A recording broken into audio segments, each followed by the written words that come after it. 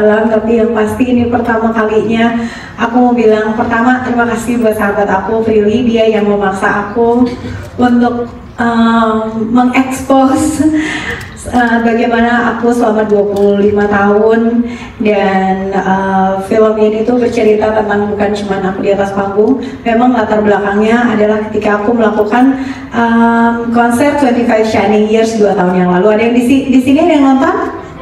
Oh nonton ya.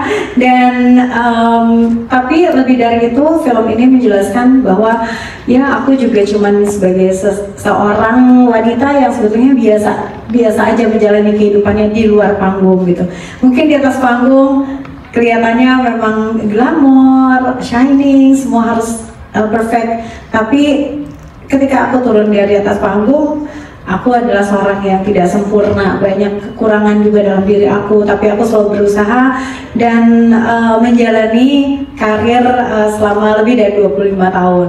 Di film ini aku pengen memberikan banyak sharing dari experience aku selama ini, biar semuanya mungkin kalau ingin 25 tahun juga dalam bidang masing-masing, mungkin ada yang bisa diambil lah dari perjalanan hidup aku gitu. Surprise. Aku selama ini kan mungkin teman-teman juga tahu ya, cukup tertutup dalam kehidupan pribadi karena mungkin buat aku banyak yang harus dijaga gitu. Kenapa saat ini, kenapa aku sama Rizky terutamanya berani untuk mengungkapkan apa sih yang sehari-hari yang kita jalanin gitu, dan bagaimana dulu Rizky menjalani sebagai anak seorang selebriti, mungkin ya penyanyi yang memang mamanya sibuk bekerja gitu, tapi juga membesarkan dia gitu, dan single mother gitu. Aku yakin, aku sama Rizky ngobrol, Kak, gimana ya, apa kita sharing aja?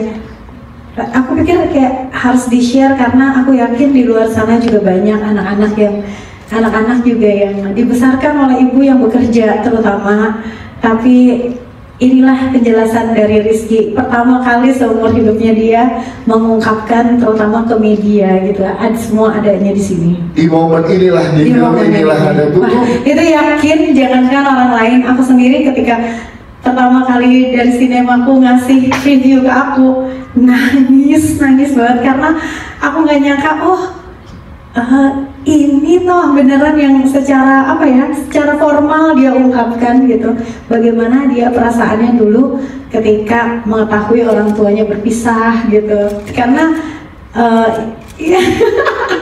pokoknya banyak momen-momen yang aku sendiri surprise ketika film ini selesai. Butuh ngobrol berapa lama sama Rizky untuk akhirnya kayak oke, kita bawa cerita-cerita ini ke film dokumenter ini?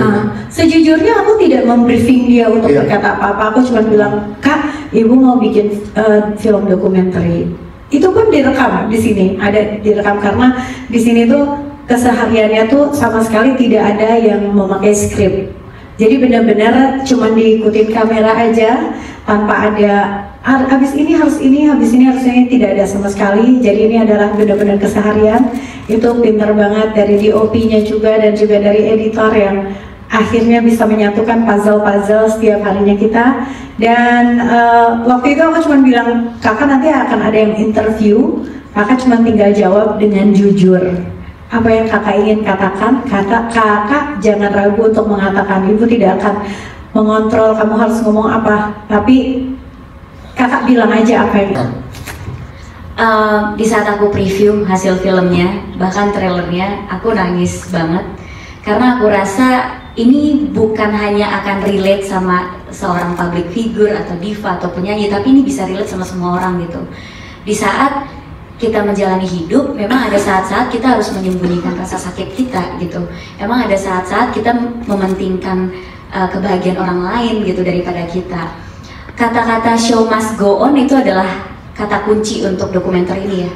Karena di sini kita bisa lihat apapun yang dirasain sama Teh Ocha, rasa sakit, rasa kecewa, rasa lelah, tetap aja dia akan selalu membuat orang lain itu bahagia. Dia akan selalu mementingkan kebahagiaan orang lain di atas kebahagiaan dia, especially pecinta Rosa.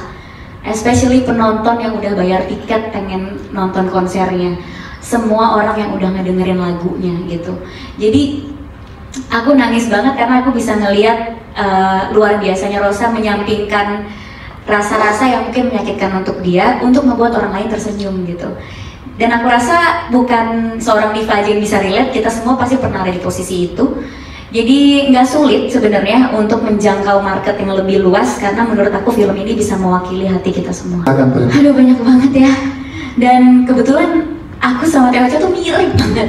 Kita zodiaknya sama ya, Libra. Terus kadang keputusan-keputusan kita ambil juga sama gitu. Sampai kadang kita suka nelfon, loh kok kita sama sih posisinya sekarang gitu. Aduh, coba kamu jangan ngikutin aku deh. Atau jadi kayak kita lebih baik ke jalan yang lebih benar gitu. Jangan tersesat dua-duanya gitu. Karena kita sahabat tapi kok sama gitu kisahnya. Cuma aku versi mudanya aja gitu. Iya, aku bilang, Phil, kalau lo mau tahu masa depan lo lihat gue aja. Jadi dia udah nasehatin dari awal gitu. Ya aku melihatnya tuh awalnya mungkin kenapa aku meyakinkan Teh Ocha lebih kemaksa ya. Ayo dong jadiin film gitu. Menurut aku ini nggak apa-apa kok diangkat gitu. Memang harus ngejaga banyak perasaan orang atau mungkin ada certain image yang harus kita jaga. Tapi menurut aku sisi yang ini orang harus tahu gitu. Karena akunya sendiri jadinya bisa menggunakan film ini untuk tuh lihat aku tuh kayak gitu pembenaran gitu.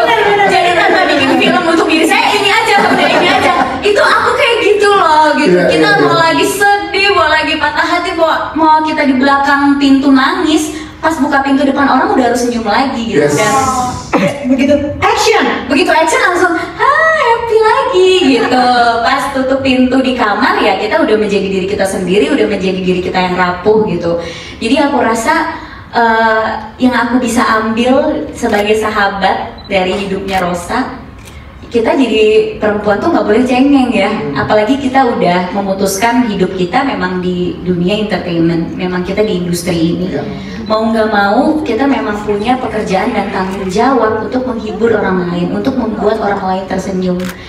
Jadi yang bisa aku ambil adalah ini adalah keputusan aku untuk ada di dunia ini.